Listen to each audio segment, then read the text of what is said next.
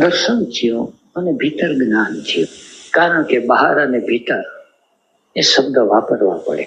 દર્શન થાય એટલે દ્રશ્ય હોય એનું દર્શન, દ્રશ્ય હોય એટલે એની અંદર ક્રિયા હોય, ગતિ હોય. તો જે દ્રશ્ય છે એની અંદર ક્રિયા છે, ગતિ છે, અનેક બધા ફેરફારો થાય છે. એનું આપણને જ્ઞાન થાય છે. જે જ્ઞાન થાય છે ચિત્તની અંદર, પતંજલિ એને પ્રત્યય કે છે. દ્રષ્ટા પોતે જ્ઞાન સ્વરૂપ છે. અંદર જે આપણી અંદર જે સત્તા છે એને જ્ઞાનની જરૂર નથી. જ્ઞાનની જરૂર છે એ કોને છે એ પાછો રહસ્ય પ્રશ્નાર્થ તો બાકી છે. અત્યારે તો આપણી સ્થિતિ એવી છે કે અંદર કોક જોઈ રહ્યું છે અને કોકને જ્ઞાનની ઝંખના છે, કોકને કંઈક સમજવું છે. એનો અર્થ એ થયો કે હજી જોવાનું છે એ પૂરું નથી થયું. જો સરખો રીતે જોવાઈ જાય તો સમજાઈ જાય. વ્યવહારમાં આપણને અનુભવ થાય છે. માધવપુર ગામ આવ્યા, માધવપુર ગામને પૂરેપૂરું જોઈ લીધું એટલે પૂરેપૂરું જાણીએ. એક ઝાડ છે એને પૂરેપૂરું જોઈ લીધું એટલે પૂરેપૂરું જાણી લીધું. પણ જોવું કેટલું? ઝાડ છે તો ઝાડમાં શું જોવું? તો ઝાડનો આકાર જોવો, ઝાડને રંગરૂપ જોવા, ઝાડના ગુણધર્મ જોવા. અને એક ઝાડને અનેક રીતે બધા જોવે છે. સમગ્ર રૂપે જયારે જોવાઈ જાય એના બધા અંગથી ત્યારે જાણી શકાય. પતંજલિ આ ચિત્તના સ્વરૂપને ઓળખવા માંગે છે, ચિત્તના સ્વરૂપને જાણવા માંગે. ચિત્તને ઓળખવું કઈ રીતે?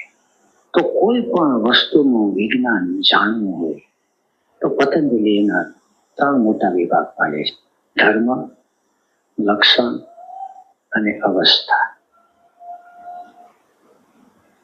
ચિત્તનો ધર્મ શું, ચિત્તનું લક્ષણ શું અને ચિત્તની અવસ્થા શું, આ 3 સમજાઈ જાય એટલે ચિત્તનો આખો વ્યવહાર છે એ પકડમાં આવી જાય, એનું જ્ઞાન. પણ જ્ઞાન થશે સાંભળવાથી નહીં, જ્ઞાન થશે જોવાથી. ચિત્તનો ધર્મ પેલો કીધો કે ચિત્તનો ધર્મ છે એ વ્યુત્થાનનો છે. પણ માત્ર વ્યુત્થાનનો છે એટલું નથી. ચિત્તનો ધર્મ છે એ નિરોધનો પણ છે. ચિત્ત છે એનું કનેક્શન માત્ર દ્રશ્ય સાથે, સંસાર સાથે છે એટલું જ નથી. ચિત્તનું કનેક્શન છે એ દ્રષ્ટા સાથે પણ છે, અંદર કોક જોઈ રહ્યું છે એની સાથે પણ છે. અત્યારે આપણને એનો અનુભવ નથી થતો. છે તો ખરું જ ભીતર, એટલે તો ચિત્ત ઉછાળા મારે છે. ઉછાળા મારે છે એટલે ચિત્ત શા માટે ઉછાળા મારે છે? તો ચિત્ત ને ગુજરાતની ભાષામાં સમજીએ તો ચિત્ત ને 5 સેન્ટર્સ છે: ઇમોશન, થિંકિંગ, ઇન્સ્ટિંક્ટ, મૂવિંગ અને સેક્સ. અને 5 સેન્ટરમાં ચિત્ત જાણવા માંગે છે. સેક્સ સેન્ટરની અંદર સેક્સ ઉર્જા જાગે છે શું કરવા? આપણને લાગે છે ભોગવવા માટે. અંદર જાણવા માંગે છે. જ્યાં સુધી ભોગવવા તરફ જાય છે ત્યાં સુધી ઇન્વોલ્યુશન, અને જાણવા તરફ જાય છે એટલે એવોલ્યુશન. કારણ કે દ્રષ્ટા છે એ જ્ઞાતા પણ છે. એવી રીતે ઇન્સ્ટિંક્ટ સેન્ટર છે. તો ઇન્સ્ટિંક્ટ સેન્ટર છે એ વિષયોના ઉપભોગ છે. આંખ રૂપ જોવા માંગે છે, જીભ સ્વાદ લેવા માંગે છે, શરીર આલિંગન, ચુંબન, સ્પર્શ કરવા માંગે છે. તો ઇન્દ્રિયના વિષયો છે જ્યાં સુધી ભોગ તરફ જાય છે ત્યાં સુધી ઇન્વોલ્યુશન. અને જાણવા માંગે છે કે આંખ છે એ રૂપાળી સ્ત્રીને કે રૂપાળા પુરુષને કે રૂપાળા કપડા લતાને, દાગીનાને જોઈ અને અંદર સુખ કેમ થાય છે? અથવા તો ગંદકી જોઈને, કુરૂપતા જોઈને અંદર દુઃખ કેમ થાય છે? એ જાણવા માંગે છે. તો ઇન્દ્રિયના વિષયો છે એ જયારે જાણવા માટેનો ઉપયોગ કરે એટલે એના માટે ઉપયોગ શબ્દ આવ્યો. અને બીજો ઉપભોગ સત્ય છે. ભોગવવા માટે ઇન્દ્રિયોનું સાધન તો ઉપભોગ છે, અને જાણવા માટે ઇન્દ્રિયના સાધનો તો એ ઉપયોગ છે. શું કે છે આટલું? ભગવાન ઉપભોગ અને ઉપયોગની વાત કરી. આગળ પાછળ ઉપભોગ અને ઉપયોગ ના, એ અત્યારે છેલ્લે કીધું, પણ આમ આખો સાર શું છે? સાર છે કે ભગવાન ચિત્તના જે બે પહેલું બતાવેલા હતા કે એક જો વૃત્તિ સાથે જોડાઈ જાય તો અધગમનની સ્થિતિ, અને ચિત્તનો જે બીજો ભાગ છે કે જે દ્રષ્ટાની ભૂમિકામાં રહે છે તો પછી ઇવોલ્યુશનની પ્રોસેસ. આખો આનો હાર દાવો લાગે છે ભગવાન. છતાંય હા હા, રાકેશભાઈને શું કેવું છે? કોઈ પણ વસ્તુને જાણવી હોય ને તો 3 વાત કરી છે. હા હા, એક કીધું છે ધર્મ, એક લક્ષણ અને એક અવસ્થા. આ 3 વસ્તુને જાણીએ તો કોઈ પણ વસ્તુને જાણી શકાય છે. બરાબર. એને ઝાડને જોયું ને ઝાડને આખું જાણી લેવું છે તો શું શું જાણવું, એ આ 3 વસ્તુને જાણવાની વાત કરી ભગવાન. બીજા ચિત્તના ધર્મની વાત કરી કે વ્યુત્થાનનો છે. જો નીચેની તરફ જોડાઈ જાય, ઉપભોગમાં જોડાઈ જાય તો એ ઇનઇવોલ્યુશન છે, એટલે કે ડાઉન ગતિ થાય છે. અને જો એ જાણવા માંગે, સમજવા માંગે એને તો એનો ઉપયોગ છે, એવું કહેવા માંગે છે ભગવાન. બરાબર. એટલે શબ્દ, સ્પર્શ, રૂપ, રસ, ગંધ દ્વારા એ ઈચ્છે છે શું? આમ એટલે આમ જાણવા માંગે છે ભગવાન. એટલે 2 રીતે થઈ શકે. કાં તો એ શબ્દ, સ્પર્શ, રૂપ, રસ અને ગંધ છે એને ભોગવે, અને કાં પછી એને એ જાણી લે ભગવાન. હા, એટલે જે સુખ છે, એટલે જ્યારે બહારની બાજુ જાય છે ત્યારે પરાધીનતા આવે છે, અને બીજું સુખનો સ્ત્રોત તો આપણું હોપણું છે. એટલે બહારના શબ્દ, સ્પર્શ, રૂપ, રસ, ગંધ છે એને ક્યારેય કરતા ક્યારેય સેટિસ્ફેક્શન એટલે આત્મસંતુષ્ટિ નહીં કરી શકે. એટલે એને ઇવોલ્યુશનની પ્રક્રિયામાંથી પસાર થવું પડશે. એટલે સ્વયંને જ્યાં લગીન સ્પર્શ નહીં કરે ત્યાં લગીન સુખનો સ્ત્રોત પોતે જ છે, અને શબ્દ, સ્પર્શ, રૂપ, રસ, ગંધ દ્વારા એમને એવું લાગે છે કે બહાર ક્યાંક છે. જોઈછી તો સુખ, જોઈછી તો આનંદ, જોઈછી તો શાંતિ, અને બહાર ક્યાંય મળવાના નથી. એટલે એને છેલ્લે અંદર જ ઇવોલ્યુશનની પ્રક્રિયામાં જ જવું પડશે. એ ટાઈપની. એટલે ભગવાન હા, ઉપભોગ અને ઉપયોગ. ઉપભોગ એટલે આઈડેન્ટિફાય થઈ જવું, એ ઉપભોગ થશે, અને ઉપયોગ એટલે એને સેન્સિંગ કરવું, એ ઉપયોગ થશે એનો. એટલે ઓમ તો એ શબ્દના અર્થો તો સારા છે. ઉપભોગ એટલે નજીક જઈને ભોગવવું, નજીકતાથી. એટલે હંમેશા આપણે દૂરતાથી જ ભોગવી છીએ, નજીકતા તો હોતી નથી. કારણ કે દૂર એટલે શું થાય? દૂરનો અર્થ એવો છે કે એક ભોગ છે ને એક તમે છો, તો એ ડાયરેક્ટ થયું. હવે તમે છો અને વચ્ચે ઇન્દ્રિયો છે, મન છે, બુદ્ધિ છે, અહંકાર છે, એ બધા ભેગા થાય એટલે ઉપભોગને બદલે એટલે દૂરનો ભોગ થયો, ડાયરેક્ટ ભોગ ન થયો. એટલે શબ્દના અર્થ તો સારા છે. ઉપભોગ અને ઉપયોગ છે. ઉપયોગ એટલે નજીક જઈને એનો આપણે એની સાથે જોડાવું, એ ટાઈપની વસ્તુ કે છે. ડાયરેક્ટ રીતે જોડાવાની પ્રક્રિયા છે ને ઈ વસ્તુ છે. વચ્ચેના માધ્યમો જે મન, બુદ્ધિ, ઇન્દ્રિય બધાના માધ્યમોને છોડીને ડાયરેક્ટ રીતે જે અનુભવ થાય છે એનો અનુભવ કરતા બે આમને સામને જો આવી જાય તો કામ થઈ જાય, તો ઉત્ક્રાંતિની પ્રોસેસ ચાલુ થઈ જાય. એટલે જ્યારે ડાયરેક્ટ રીતે અનુભવ કરનાર જ્યારે આવે છે ને ત્યારે કોઈ કારણ વગરનો આનંદ ચાલુ થઈ જાય છે એમ.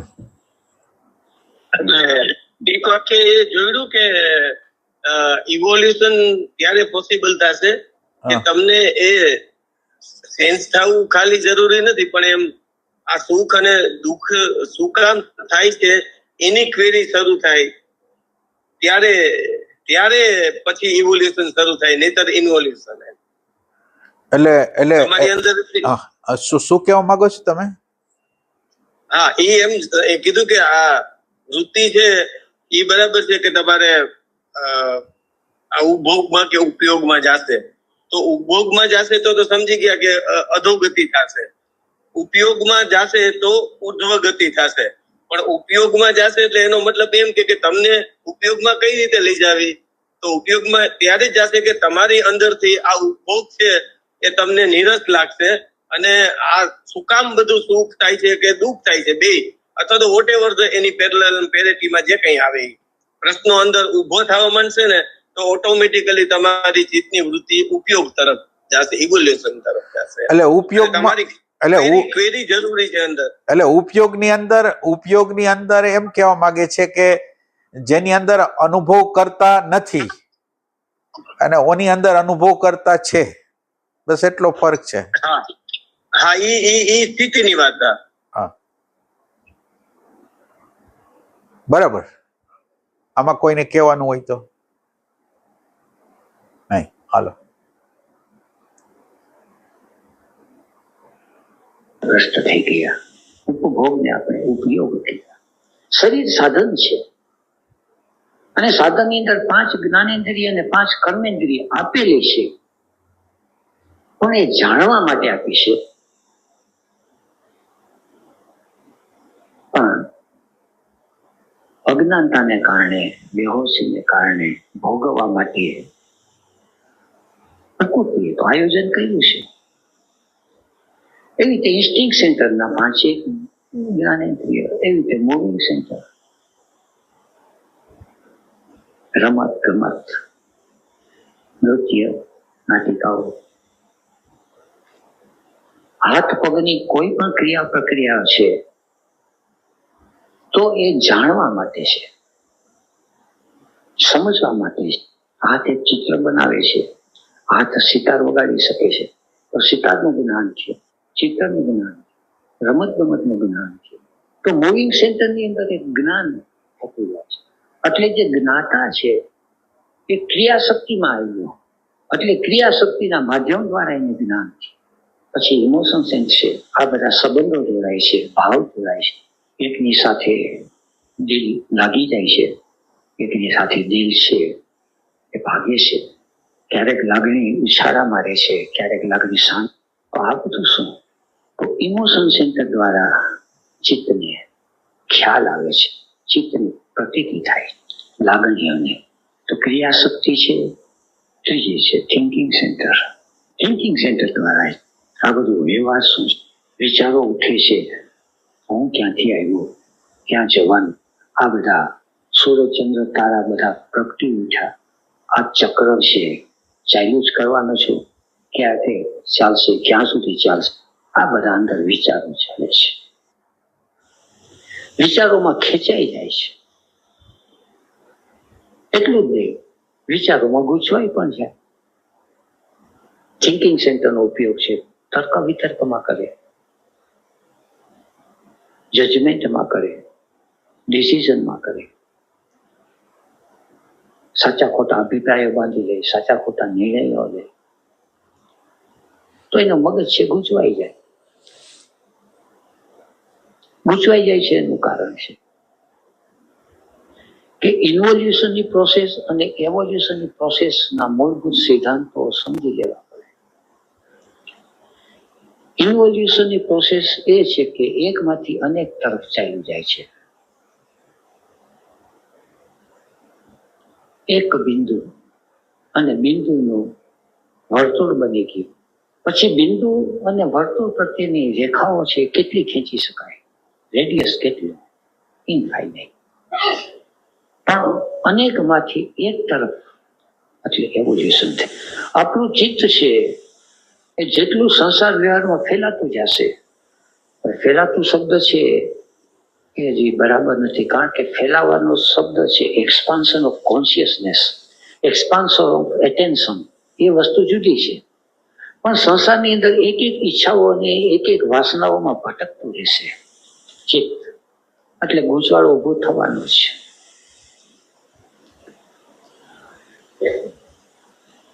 એટલે અનેક પ્રકારના ગૂંચવાડા ચિત્તની અંદર થઈ જાય છે. સરવાર થતા કીધી,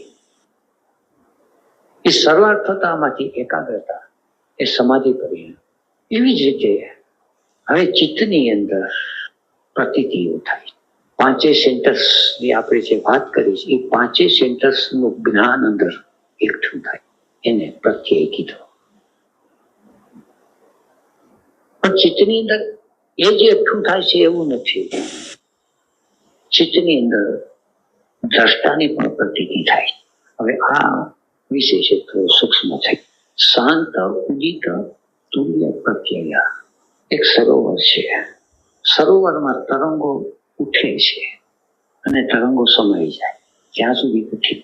હવે સરોવરની અંદર તરંગ ઉઠે છે અને પાછા તરંગો હિલોળા લે છે, આમ ઉઠી અને સમાઈ જાય.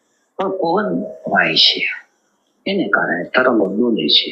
અતિશય અતિશય તરંગ ડોલે છે એ પણ પકડાય. પણ પછી થાય છે એવું કે સરોવરની અંદર પ્રતિબિંબ પણ પડે છે, ચાંદાનો સૂરજ. આ જે પ્રતિબિંબ પડે છે એ પ્રતિબિંબ આપણને દેખાય છે વિચિત્ર રીતે. ચિત્તનો પ્રદેશ કંઈક આવો છે. ચિત્તના પ્રદેશમાં વૃત્તિ ઉઠી એ એક વાત છે, અને ચિત્તના પ્રદેશમાં પ્રતીતિ થવી એ બીજી વાત છે. સમજીએ કે પેટમાં આપણને ભૂખ લાગી, આપણે ઘણી વાર વ્યવહારમાં કહે છે કે મારું મન થયું, શબ્દ વાપરીએ. પણ અમુક વસ્તુ છે એ મન થતું નથી, પણ જોઈને મન થાય છે. આવો અનુભવ થાય. બજારમાં ગયા હોય, ખરીદવું ન હોય, પણ સામે દેખાય અને મન થઈ ગયું. ભૂખ લાગી ન હોય અને સામે કોઈ મિષ્ટાન ફરસાણની વાનગી આવી ગઈ અને મન થઈ ગયું. તો પેલા પ્રતીતિ થઈ અને પછી વૃત્તિ જાય. ચિત્તની અંદર સતત જ આ પાંચ સેન્ટર્સ દ્વારા પ્રતીતિઓ થયા જ કરે. સેક્સ સેન્ટર દ્વારા સેક્સની પ્રતીતિ થાય છે, ઇન્સ્ટિંગ દ્વારા ઇન્સ્ટિંગની પ્રતીતિ થાય છે, મૂડ દ્વારા મૂડની પ્રતીતિ, ઇમોશન દ્વારા ઇમોશનની પ્રતીતિ થાય, અને થિંકિંગ દ્વારા થિંકિંગની પ્રતીતિ થાય. પણ આપણને આ બધી જે પ્રતીતિઓ થાય છે એ પ્રતીતિઓ વધતી ઓછી, આડી અવળી, ઊંધી જતી એવી થાય છે. આ પ્રતીતિ છે જ્યારે તુલ્ય થાય, સિમિલર, આ પ્રતીતિ બેલેન્સ્ડ થાય એવું ચિત્ત જોઈએ. હવે એને સમજીએ, એક એક સેન્ટર દ્વારા સમજીએ. થિંકિંગ સેન્ટર છે તો થિંકિંગ સેન્ટરની અંદર થિંકિંગ એટલે થિંકિંગ, પણ પ્રતીતિ અલગ અલગ થાય છે. ઓશોનું પ્રવચન આવે થિંકિંગમાં તો એક પ્રતીતિ થાય, ડિટેક્ટિવની કથા આવે તો બીજી પ્રતીતિ થાય, શૃંગારનું સાહિત્ય આવે તો ત્રીજી પ્રતીતિ થાય. શબ્દ એટલે શબ્દ, પણ દરેક શબ્દની પ્રતીતિ એક સરખી થાય છે. પછી એ શબ્દ ઓશોનો હોય કે એ શબ્દ કોઈ ગાઢનો હોય, શબ્દ એટલે શબ્દ. તો ચિત્ત વિચિત્ર થઈ જાય. વ્યવહાર કેમ ચાલે? આપણે જે સ્થિતિમાં છીએ અને અવધૂતો જે સ્થિતિમાં હોય છે એની દશા જુદી. પછી ઓશોની વાણી છે અને કોઈ ગાર્દેશીની વાણી છે. શબ્દ તો શબ્દ છે, પણ એ શબ્દની પ્રતીતિ અલગ અલગ થાય છે. એના કારણ શું? તો અનેક કારણો પીડા છે. તો એ બધા કારણો છે એ વૃત્તિમાં ગોતવા પડે, સંસ્કારોમાં ગોતવા પડે, ઈચ્છાઓમાં, વાસનાઓમાં ગોતવા પડે. શું કે છે આટલું?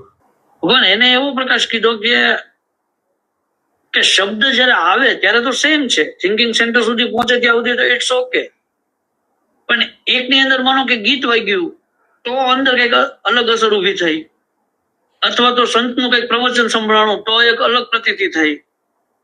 પણ માનો કે કોઈ આપણે અપશબ્દ કહી દીધો અથવા તો અપમાન કરી દીધું શાબ્દિક, તો એ શબ્દની પ્રતીતિ જુદી રીતે થઈ. તો કે એ કેમ એમ થાય? એમ તો એનું કારણ એને એવું સરસ સમજાયું કે એ જે જૂના સંસ્કારો પડેલા છે એને ટચ કરી જાય છે, એટલા માટે થઈને ચિત્તની અંદર અલગ અલગ ઇફેક્ટ ઉભી થાય.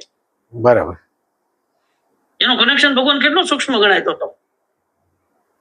એટલે સ્વ સાથે એટલે જે આપણે સ્વાર્થનું કેન્દ્ર છે ને એની હારે જોડાયેલું છે, સ્વાર્થના કેન્દ્ર હારે જોડાયેલું છે. એટલે સ્વ બધાના સ્વ અલગ અલગ, સ્વની રુચિઓ અલગ અલગ, જ્ઞાનો અલગ અલગ, એને લીધે એના અર્થો અલગ અલગ. એ ટાઈપની વસ્તુ. અને ભગવાન એક એમ કહ્યું કે એક્સપાન્શન, આની પહેલાના મુદ્દામાં કે એક્સપાન્શન ઓફ કોન્શિયસનેસ અને એક્સપાન્શન ઓફ એટેન્શન, પણ એક્સપાન્શન ઓફ વૃત્તિ એ પછી બહુ અલગ પડશે. તો ભગવાન એમાં કઈક પ્રકાશ? ના, એટલે એક્સપાન્શન શબ્દ ખોટો છે. ન્યા એક્સપાન્શન ઓફ કોન્શિયસનેસ બરાબર છે, પણ એક્સપાન્શન નો કહેવાય, પણ વિસ્તાર કહેવાય. વૃત્તિનો વિસ્તાર કહેવાય, વૃત્તિનો વધારાપણું કહેવાય. એટલે એ શબ્દને ના પાડે છે કે વૃત્તિનો એક્સપાન્શન નહીં, વૃત્તિનો નહીં, કોન્શિયસનેસ નું એક્સપાન્શન થાય. વૃત્તિનો વિસ્તાર એક અલગ વસ્તુ છે ને, અને એક્સપાન્શન એક અલગ વસ્તુ છે. એક્સપાન્શન જેટલા અંશમાં તમારા આગ્રહો માન્યતા તૂટતી જાય એટલા અંશમાં તમે વિસ્તરતા જાઓ.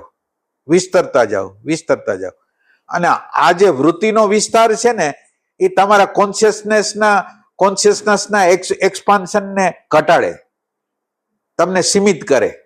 એ ટાઈપની વાત કહેવાની છે. ભગવાન માનો કે એ એમ બોલ્યા બ્રહ્મવેદાંતજી કે જે શબ્દ તમારી અંદર ગયો પણ એનું કનેક્શન થયું સીધું સંસ્કારો સાથે, એટલે એની અલગ અલગ ઇફેક્ટ આવી. તો ભગવાન આપણે કન્વિન્સ થઈ ગયો હું એ બાબતે, હા, તો એ બરાબર કહેવાય? એટલે કેવી રીતે કન્વિન્સ થઈ ગયા? આપણે એમ લાગે વાહ આમ જ વાત છે, બરાબર. પણ એ જે બરાબર આવ્યું એ ઓથેન્ટિક લાગે છે એમ? એટલે વૈચારિક રીતે છે કે દર્શનની ભૂમિકા છે, એ બેને ચેક કરવું પડે. દર્શનની ભૂમિકા એ છે કે વૈચારિક, એટલે મોટા ભાગે આપણને વૈચારિક રીતે આપણા મગજની અંદર જે સંમતિ આવતી હોય ને એને જ્ઞાન કહેતા હોય, પણ દર્શનની ભૂમિકા એ હોય તો સત્ય છે, અને વિચારની ભૂમિકા હોય તો કલ્પના છે. વેરીફાય આપણને કરવાનું છે એ રીતે. એટલે આપણે શબ્દ જ્ઞાન, વિચાર જ્ઞાન અને દર્શન જ્ઞાનને જુદું કરવાનું છે. એટલે તમારી અંદર પડેલું હોય એને અનુકૂળ બધી વસ્તુ નીકળવા માંડે અને તમને જે મજા આવે એ એક અલગ વસ્તુ છે, અને દર્શનની ભૂમિકા એ તમને સમજાઈ જાય તો એક અલગ વસ્તુ. પણ થિંકિંગ સેન્ટરની અંદર શબ્દનો વ્યવહાર છે, પણ તો શબ્દનો વ્યવહાર છે એ એક સરખી પ્રતીતિ નથી થતી આપણને. એટલો એ શબ્દના વ્યવહારમાં એક સરખી પ્રતીતિ થાય. પછી આવે છે ઇમોશન સેન્ટર, ભાવ પ્રદેશ. આપણે ત્યાં શબ્દ વપરાતો સમભાવ એટલે એક સરખા ભાવની. એટલે આને થિંકિંગ સેન્ટરમાં જુદા જુદા શબ્દોની જુદી જુદી અસરોની વાત કરી ને, તો હવે એ અસરોની જે વાત કરી એમાં અસરો સંસ્કારે પોતે એક મૂલ્યાંકનો નાખેલા હતા. એ શબ્દે આપેલા મૂલ્યાંકનો છે એ તમારા જ્ઞાન અવસ્થાની અંદર એ ખોટા મૂલ્યાંકનો ખેંચાઈ જાય. જે ખોટા મૂલ્યાંકનો આપ્યા હોય, કારણ કે મૂલ્યાંકનો અહંકારના સંદર્ભથી આપ્યા હોય. મૂલ્યાંકનો અહંકારના સંદર્ભ, અને અહંકારના સંદર્ભને હટાવીને હોવાપણાનો સંદર્ભ થઈ ગયો. હું આગ્રહ નથી, માન્યતા નથી, દેહ નથી, સિદ્ધાંત નથી, વિચાર નથી, એવી મારી પ્રતીતિ જો મને થઈ ગઈ હોય તો હવે શબ્દના અર્થો એના યોગ્ય પ્રમાણમાં. હવે માનો કે શબ્દની અંદર ગાઢ છે તોય ભલે, શબ્દની અંદર સંગીત છે તો પણ ભલે, બધી વસ્તુ મારા માટે સમાન છે. એના જે વેલ્યુએશન, ખોટા વેલ્યુએશન મને આપેલા હતા, અહંકારે આપેલા હતા, એને ખેંચી લીધા પાછા, એમ કહેવા માંગે છે. અરે પછી બધા સેન્ટરોમાં, થિંકિંગ સેન્ટર નહીં પણ બધા સેન્ટરોની અંદર એ ટાઈપની વસ્તુ. હવે ભગવાન હા બોલો. એટલે ભગવાન આનું જે જોડાણ થાય છે જે એ કન્ડિશન માઇન્ડ આરે થઈ જાય છે, એવું થાય છે ને? કન્ડિશન માઇન્ડ આરે થઈ જાય. નકર તો જો આઈડેન્ટિફિકેશન ડાયરેક્ટ ચિત્તમાં આવ્યું જાય અને આની સાથે આઈડેન્ટિફાઈ ન થાય, ના, એટલે જેમ છે એમ જોઈ શકે. તમારું હોવાપણું બદલાય છે. તમારું હોવાપણું સ્થૂળ બોડી નથી રહેતું, સૂક્ષ્મ બોડી નથી રહેતું, કારણ બોડી નથી રહેતું, માન્યતા નથી રહેતું. તમારું હોવું તો જોનાર તરીકે આવી જાય છે. તો હવે જેને દુઃખ થતું એને થવા દો, આપણે તો એ નથી. જેને સુખ થતું હોય થવા દો, આપણે તો એ નથી. એટલે આ હોવાપણામાં તમે આવી જાઓ ને ઓલા હોવાપણામાંથી તમારું જે પિન ભરાવેલી હતી અહંકારના રેફરન્સમાં, એ પિનને તમે ભરાવી દીધી હોવાપણામાં. રાઈટ ફંક્શન કરી ગયા એના માટે. એ રીતે હવે ઇમોશન સેન્ટર ને બધાની વસ્તુ કે છે. હવે પ્રતીતિ થાળી, પત્ની આવે છે, બાળક આવે છે, પરસ્ત્રી આવે છે, પરપુરુષ આવે છે, મિત્ર આવે છે, શત્રુ આવે છે. આ બધા વ્યવહારના બધા ભાવ પણ બધાની પ્રતીતિ એક સરખી થાય છે તો ચિત્તની અંદર આપણને લાગશે કે એક સરખી નથી થતી. એક સરખી પ્રતીતિ, એક સરખી પ્રતીતિને ધ્યાન કહેવાય. આપણે કોઈ અજાણ્યા પુરુષને જોયો, અજાણ્યા સ્ત્રીને જોયો, પોતાના છોકરાને જોયો, પોતાના મિત્રને જોયો, પોતાના દુશ્મનને જોયો, તો બધાની અંદર પ્રતીતિ એક ક્રિયે, પ્રતીતિ ફરે નહીં.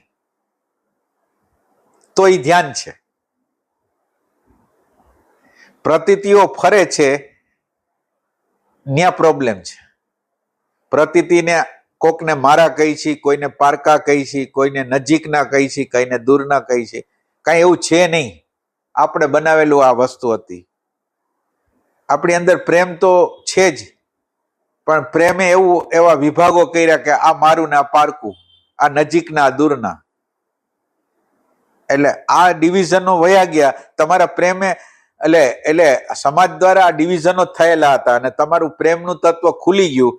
તો હવે પ્રેમમાં જે લોકો મારી સામે આવે બધાને હું પ્રેમ કરીશ, બધાને યોગ્ય રિસ્પોન્સ કરીશ. મને કઈ પ્રોબ્લેમ જ નથી. હું કોઈને મારા પારકા માનતો જ નથી. બધા પ્રેમ સ્વરૂપ છે. એ ટાઈપે કહેવા માંગે છે.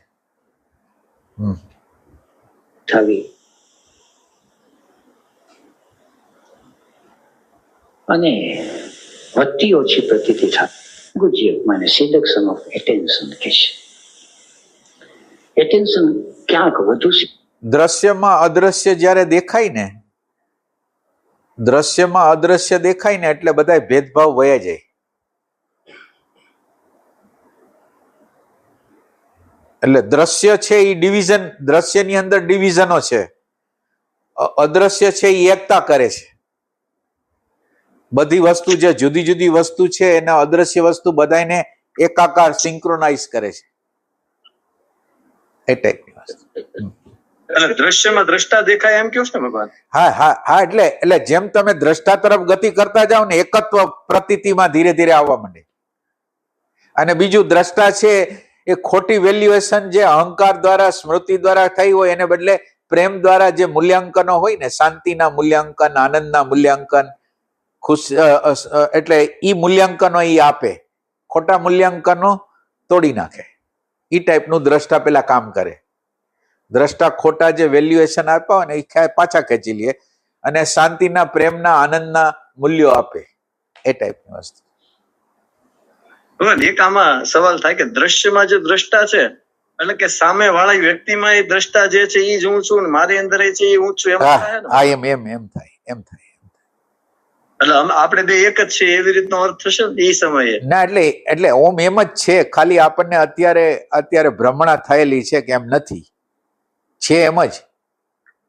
એટલે જેટલા અંશમાં તમારી અંદર સાક્ષીત્વ આવે ને એટલા અંશમાં તમારા આગ્રહો, માન્યતાઓ, દ્વૈત પણ તૂટતું જાય અને અદ્વૈત તરફ તમારી ગતિ થતી જાય. એ ટાઈપનું રિડ્યુસ થઈ જાય છે, ખેંચાઈ જાય છે, ક્યાંક ભાગે છે. Thinking centre, emotion centre, moving centre. Moving સેન્ટરમાં શરીર કામકાજ કરે છે, હાથ કરે છે, પગ કરે છે, એમાં એક સરખી પ્રતીતિ થાય છે. કોઈ પ્રતીતિ વિશેષ થાય છે, કોઈ છે ઓછી થાય છે, કોઈ અતિશય ગમે છે. જે અંદર ગમે છે એ વધારે પ્રવૃત્તિ કરીએ છીએ, જે નથી ગમતી ત્યાંથી ભાગીએ છીએ. ભાણા માંજવા હોય, ટોયલેટ બાથરૂમ સાફસૂફ કરવાના હોય અને બગીચામાં ફૂલ ઝાડ રોપવાના હોય કે કોઈને પીરસવાનું હોય, ક્રિયા કોઈ પણ થાય પણ દરેક ક્રિયામાં એક સરખી પ્રતીતિ થાય છે. તો અંદર ખ્યાલ આવશે કે અમુક ક્રિયામાં વિશેષ છે, અમુક ક્રિયામાં ઓછી છે. જીવનના વ્યવહારમાં રોજ આપણે જોઈએ કે ક્યાં કઈ પ્રતીતિ છે. કોઈની સાથે ફરવામાં મજા આવે, કોઈની સાથે ફરવામાં તકલીફ થાય, કોઈના ઉપર હાથ ફેરવામાં મજા આવે, કોઈને લાફો મારવામાં મજા આવે. એક સરખી પ્રતીતિ થાય. સાધન તો આને આ છે. પછી ઇન્સ્ટિંક્ટ સેન્ટરની અંદર લાપસી આવે કે ખીચડી આવે, એક સરખી પ્રતીતિ થાય છે. સ્વાદ ફેર થાય એ જુદી વાત છે. આનો ખાટો છે, આનો ખારો છે, આનો કડવો છે, આનો મીઠો છે. જીભ સ્વાદને માટે આપી છે, પણ ચિત્તની અંદર પ્રતીતિ વધતી ઓછી થાય છે.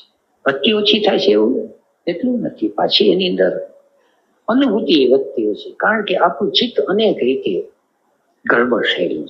ઇન્સ્ટિંક્ટ મૂવિંગ, પછી સેક્સ સેન્ટર, પુરુષ છે અને સામે સ્ત્રી શરીર છે, તો એક સરખી પ્રતીતિ થાય છે.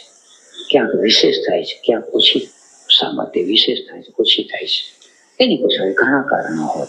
આખી અંદર ચિત્તની માયાજાળ ઓળખવી પડે છે. ત્યારે આ સૂત્ર છે અતિશય ગહેરું છે. શાંત ઉદિત તુલ્ય પ્રત્યય. આ જે વાત કરી, આપણે સ્મૃતિને અડી છે ને એટલે અનેકતા દેખાય છે, અને સ્મૃતિને જે પ્રકાશ કરનાર છે એને જ્યારે જોઈ છે ને ત્યારે એકતા દેખાય છે. સ્મૃતિને અડી છે, સ્મૃતિની અંદર વિવિધતા છે અંધારાને લીધે. સ્મૃતિની અંદર જુદા જુદા પ્રકારના વેલ્યુએશન છે, એ અંધારાને લીધે આપણે અંધારામાં પેદા કરેલા વેલ્યુએશન છે. જ્યારે પ્રકાશ આવે એટલે વેલ્યુએશન, જે અનેકતાની જે ભાવના છે એ ટળતી જાય, અને એકતા, બધાની અંદર એકતા. એટલે દાખલા તરીકે તમે આત્માને ટચ કરીને કોઈ પણ કર્મ કરો તો એની અંદર સુખ હોય. સ્મૃતિને અડીને કર્મ કરો તો એમાં ગમા અણગમા હોય. આ બે વચ્ચેનો ફરક છે.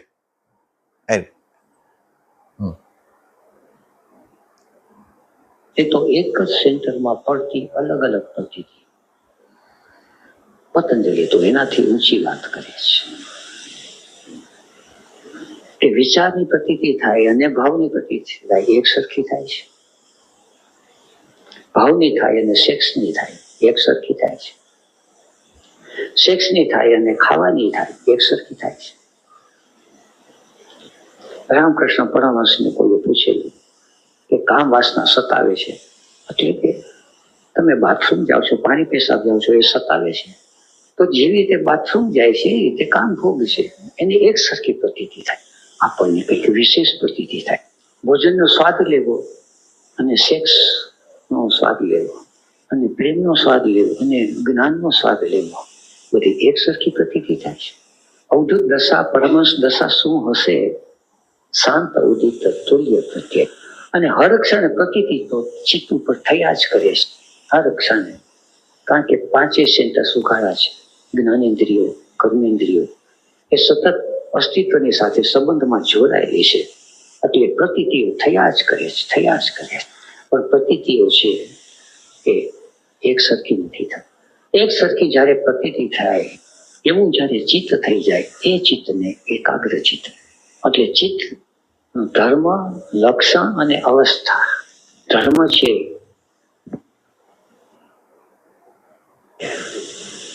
એ સર્વાર્થતા છે, અનેક પ્રકારની ઈચ્છાઓ, વાસનાઓથી ભરેલું છે.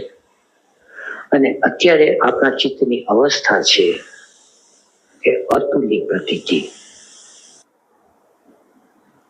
પ્રતીતિ બધી અલગ અલગ થયા કરે છે.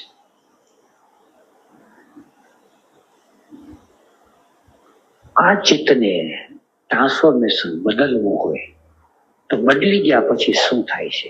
તો એ ચિત્ત છે એ નિરોધને પામે છે, એ ચિત્ત સમાધિને પામે છે, અને એ ચિત્ત એકાગ્રતાને. પતંજલિના શબ્દ છે, સાયન્ટિફિક છે. વ્યવહારની અંદર આપણે શબ્દ છે એ ગમે તેમ વાપરીએ છીએ. ચિત્ત ધ્યાનસ્થ થવું અને ચિત્ત એકાગ્ર થવું એ બે અલગ અલગ છે. એકાગ્ર, સમાધિસ્થ અને નિરોધ એ ચિત્ત એક જુદા જ પ્રકારનું છે. એનલાઇટન્ડ જે થઈ જાય છે ત્યારે એના ચિત્તની દશા આવી ગઈ છે. બીજી રીતે કહે કે જ્યાં સુધી આ દશા ચિત્તની ઉપલબ્ધ નથી થતી ત્યાં સુધી એનલાઇટનમેન્ટની કલ્પના કરતી નથી. ધ્યાનસ્થ ચિત્ત છે, ધારણા, ધ્યાન અને સમાધિ, પ્રત્યય એકતાનતા એ ધ્યાન. કોઈ એક પ્રતીતિ એક સરખી થાવી એનું નામ ધ્યાન. ફૂલને જોયું અને ફૂલને જોયા કરો, બાળકને જોયું બાળકને જોયા કરો, સૂર્યને જોયો અને સૂર્યને તરફ જ એની જ પ્રતીતિ થાવી. પ્રેમ અંદર પ્રગટો અને પ્રેમની પ્રતીતિ થાવી, પ્રેમની જ પ્રતીતિ થાય. તો એ ચિત્ત છે એ ધ્યાનસ્થ ચિત્ત કે પણ અંદર પ્રેમ. એટલે ફૂલને જોવે, બાળકને જોવે, કોઈ પણને જોવાની પ્રક્રિયા કરે છે. એમાં શું થાય છે?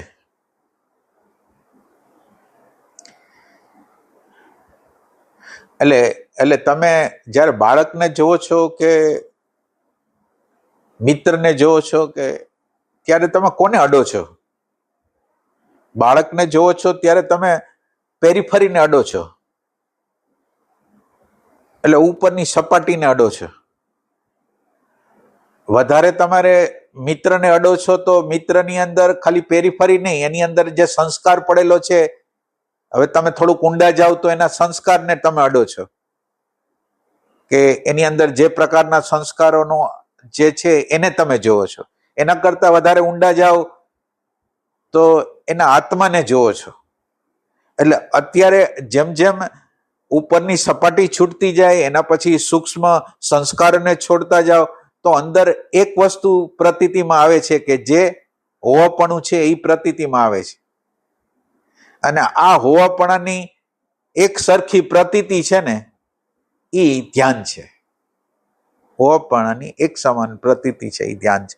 એટલે ભલે બાર દ્રશ્યમાં અલગ હોય, બાર લોકોએ અપમાન કર્યું છે, આપણું અપમાન કર્યું છે, એ અપમાન જે રિએક્શન છે એને દ્રષ્ટાએ જોઈ લીધું, અનુભવી લીધું, અને એ આ જે જોઈ લીધું, અનુભવી લીધું અને આત્મા લગીને પહોંચાડી દીધું. એટલે વિવિધતા દેખાતી હતી, એને બદલે એને એમ થયું કે આ તો ભગવાન છે, કે આ ભગવાને મારી અંદર જે ઓલો શું કહેવાય ક્રોધ હતો કે હિંસા હતી એને બતાવીને એને સમાડી દીધી. તો હવે એક વસ્તુની જ પ્રતીતિ થાય છે, એને ભગવાનની પ્રતીતિ થાય છે કે આ ભગવાને આમ ન કર્યું હોત તો હું આના ઉપર કામ કરી ન શક્યો હોત. એટલે એક સરખી પ્રતીતિ છે એને ધ્યાન કહે છે. એ ટાઈપની વસ્તુ છે. આજે આટલું. હવે આમાં કઈ પ્રશ્નોત્તરી હોય તો કયો. 2-5 મિનિટ છે આપણે જે વાત કરવી. આપણે આમાં છે ને ચિત્તમાં 4 વસ્તુઓ સમજાવી. ચિત્તની અંદર એકાગ્રતા, સમાધિ, નિરુદ્ધ અને ધ્યાન અવસ્થા. એટલે એમાં એમ કીધું કે ચિત્ત આ અવસ્થામાં પહોંચે તો જ આત્મ સાક્ષાત્કારની સંભાવના છે, એનલાઇટનમેન્ટ. એટલે ઈ આ એકાગ્ર, સમાધિ, નિરુદ્ધ કે ધ્યાન અવસ્થા, ઈ 4 માંથી કયું ચિત્તની અવસ્થા વિશેષ છે? એટલે 4 અવસ્થા આપણા રાકેશભાઈ 4 અવસ્થા કઈ કે છે? એકાગ્ર, સમાધિ, નિરુદ્ધ અને ધ્યાન અવસ્થા. એવું બોલ્યા પ્રવચનમાં, એવું બોલ્યા કે આ ચિત્તની આવી 4 સ્થિતિ જાય છે. પણ એમાં એક પેરોડીમાં મને એકાગ્ર સંભળાણું, બીજું શબ્દ સંભળાણું નહીં કે આ 2 સ્થિતિમાંથી આ સ્થિતિમાં હોય તો જ એ મતલબ સાક્ષી દર્શા તરફ જાય છે, નહીં તો પાછું એ ફરી જાય છે એમ. એટલે એકાગ્ર ચિત્ત મારા ખ્યાલથી એટલું બધું એકાગ્રતાની બદલે નિરુદ્ધ અવસ્થા વધારે યોગ્ય હશે. ના, ઘણીવાર એકાગ્ર શબ્દ પણ સારા માટેનો ઉપયોગ કર્યો છે. અહીંયા એકાગ્ર શબ્દની સારી રીતે પ્રયોજન કર્યો છે. શું કહેવા માંગો તમે રાકેશભાઈ ને? કહું એટલે ચિત્તની 5 અવસ્થાઓ છે. સરખી પ્રતિ છે.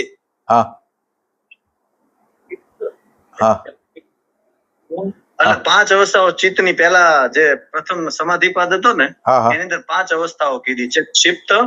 ક્ષિપ્ત એટલે કે, એટલે તમે કહેતો થોડુંક ડિટેલમાં સમજાવું.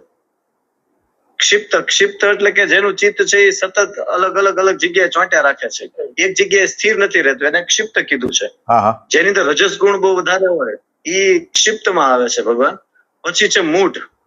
મૂઢ છે એટલે કે જેની અંદર કહેવાય ને કે તમો ગુણ બહુ વધારે છે અને ચિત્ત છે એ આળસ વધારે છે. આ જે અવસ્થા છે એ મૂઢની કીધી છે. પછી છે વિક્ષિપ્ત. વિક્ષિપ્ત ની અંદર રજોય છે અને થોડો ઘણો તમો ગુણ છે અને થોડી એની અંદર એકાગ્રતા છે એ આવવા મળી છે. ભગવાન મન ચોંટે છે, ચોંટાડવાનો પ્રયાસ કરે છે, પાછો ઉપડી જાય છે, તો એ વિક્ષિપ્ત ને કીધો છે. અને પછી છે એકાગ્રતાની અવસ્થા. એકાગ્રતાની અંદર એ કોઈ પણ એક જગ્યાએ ધ્યાન કરે છે અને એનું થોડી ક્ષણો છે એ ધ્યાનમાં રહી શકે છે. અને એકાગ્રતામાં પાઠ પાડ્યા છે કે જે એકાગ્ર થઈ જશે એટલે કે ધારણા સુધી પહોંચી જશે. એકાગ્રતાની અવસ્થા છે એ. બરાબર. અને પછી છે એ નિરુદ્ધની અવસ્થા કીધી. એટલે 5 અવસ્થાઓ કીધી છે: ક્ષિપ્ત, વિક્ષિપ્ત, મૂઢ, એકાગ્ર અને નિરુદ્ધ. બરાબર. 5 અવસ્થાઓની વાત છે. હા, શું કહેશો? હવે આપણને હા, નિરુદ્ધમાં ગયા પછી લાલજીભાઈ એમ કહે છે કે પાછું આવી શકાતું નથી. આપણે ફરીથી સહેજ રિપીટ, થોડુંક થઈ ગયું છે ને, રિપીટ કરી દઈ. 1 મિનિટ, ફરીથી એક વખત સાંભળી લઈ આ વસ્તુને, એટલે આપણે બરાબર ન્યાય આપી શકીએ ને. રાઈટ. હા હા, આવું છે.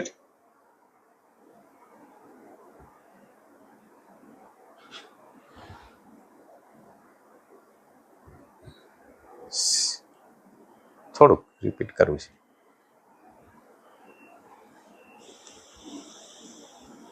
આ ચિત્તને ટ્રાન્સફોર્મેશન બદલવું હોય તો બદલી ગયા પછી શું થાય છે? તો એ ચિત્ત છે એ નિરોધને પામે છે, એ ચિત્ત સમાધિને પામે છે અને એ ચિત્ત એકાગ્રતાને. પતંજલિના શબ્દ છે, સાયન્ટિફિક છે. વ્યવહારની અંદર આપણે શબ્દ છે એ ગમે તેમ વાપરીએ છીએ. ચિત્ત ધ્યાનસ્થ થવું અને ચિત્ત એકાગ્ર થવું એ બે અલગ અલગ છે. એકાગ્ર, સમાધિસ્થ અને નિરોધ એ ચિત્ત એક જુદા જ પ્રકારનું છે. એનલાઇટન્ડ જે થઈ જાય છે ત્યારે એના ચિત્તની દશા આવી છે. બીજી રીતે કહે કે જ્યાં સુધી આ દશા ચિત્તની ઉપલબ્ધ નથી થતી ત્યાં સુધી એનલાઇટનમેન્ટની ઘટના ઘટતી નથી. ધ્યાનસ્થ ચિત્ત છે, ધારણા, ધ્યાન અને સમાધિ. પ્રત્યય એકતાનતા એ ધ્યાન. કોઈ એક પ્રતીતિ એક સરખી થાવી એનું નામ ધ્યાન. ફૂલને જોયું અને ફૂલને જોયા કરો, બાળકને જોઈને બાળકને જોયા કરો, સૂર્યને જોયો અને સૂર્યને તરફ જ એની જ પ્રતીતિ થાવી. પ્રેમ અંદર પ્રગટો અને પ્રેમની પ્રતીતિ થાવી, પ્રેમની જ પ્રતીતિ થાય. તો એ ચિત્ત છે એ ધ્યાનસ્થ ચિત્ત કે. પણ અંદર પ્રેમ પ્રગટો કે અંદર દ્વેષ પ્રગટો, બેની પ્રતીતિ એક સરખી. દ્વેષ શબ્દ વાપરવો પડે. આપણને દેખાય કે જે લોકો જાગ્યા છે એ કોઈને બોલાવે છે, કોઈનો ઇનકાર કરે છે. આપણને થાય કે ઓશો રજનીશ છે એ ઘણા મોટા માણસને પાસે સીટ અપાવે. બસ એટલે આની અંદર શું સમજશું આપણે? આમાં એક પોઈન્ટ આને કહી દો, આમાં શું સમજશું? એકાગ્ર એટલે હવે આપણે એને 3 શબ્દનો એક રીતે જ અર્થ કર્યો છે. એકાગ્રતા, નિરુદ્ધ અને સમાધિ, આ ત્રણેયને એક અત્યારે જે લીધો છે એ એક અર્થમાં લીધો છે. અને ઓમ આપણે સાધનાની દ્રષ્ટિએ આપણે જો કોઈ કહીને તો એકાગ્રતા, ધારણા, ધ્યાન અને સમાધિ, આ 4 પ્રકારમાં આપણી સાધના થઈ શકે છે. અને અત્યારે તો મને એવું લાગે છે કે એક સંદર્ભમાં જ કહે છે. આમાં જો ફરક હોય તો જોઈ લેશું પછી આપણે. બરાબર? ભગવાન પછી એક વસ્તુ નથી સમજાતી. હા કે ધ્યાન જે કે છે એક સરખી પ્રતીતિ થાવી, આ એક સરખી પ્રતીતિ થાવી નો શું અર્થ કરે છે? એટલે એક સરખી પ્રતીતિ થાય એટલે સમાનતા પ્રતીતિ થાય. એક સરખી એટલે સમાન પ્રતીતિ. માનો કે કોક શબ્દ બોલ્યો ને મને દુઃખ લાગ્યું અને કોકે એક શબ્દ બોલ્યો ને મને સુખ થયું, તો આ પ્રતીતિઓ અલગ અલગ થાય છે. કોકે વખાણ કર્યા તો મને સુખ થયું, દુઃખ થયું, તો પ્રતીતિઓ અલગ થાય છે. એટલે આ ધ્યાનની અંદર પ્રતીતિ એક થાય છે. જેને સુખ થાય છે એનાથી જુદો છે, જેને દુઃખ થાય છે એનાથી જુદો છે, જેના વખાણ કરવામાં આવે છે એનાથી જુદો છે, જેને ત્રાસ થાય છે એનાથી જુદો છે, જેને ચિંતા થાય છે એનાથી જુદો છે. એટલે હવે આ મને થાય છે ને જુદી જુદી પ્રતીતિઓ થાય છે એમ નથી. આ સુખ દુઃખ ચિંતા બધી વસ્તુ છે એ આની અંદર આવતી નથી અને એ મારામાં આવતી નથી. એટલે એક સરખી પ્રતીતિ કહેવાય એને. એ સેન્સથી એક સરખી. પોતાની પ્રતીતિ સતત છે, પોતાની પ્રતીતિની જ વાત છે. હા, એટલે પોતાની પ્રતીતિ છે. એટલે સુખ દુઃખ પેલા જુદી જુદી પ્રતીતિઓ થતી. અમુક શબ્દો જો સારા શબ્દો વાપરે તો સુખ, ખરાબ શબ્દ વાપરે તો દુઃખ, કોક એને એટેન્શન આપે તો સુખ. એ બધી પ્રતીતિઓ અલગ અલગ અલગ થતી હતી. હવે આ ધ્યાન અવસ્થાની અંદર જેને થાય છે ભલે જેને થતું હોય થાય, હું તો એ છે નહીં. એટલે મારી પ્રતીતિ એક સરખી જ છે. શાંતિ કયો, પ્રેમ કયો, આનંદ કયો, પ્રજ્ઞા કયો, એ સરખી જ પ્રતીતિ છે. એ સિંક્રોનાઇઝ કરી નાખે છે, બધી વસ્તુને એકાકાર કરી નાખે છે. એમ એ રીતે લેવાનું છે. બરાબર? ભલે ભલે ભલે. હરિઓમ.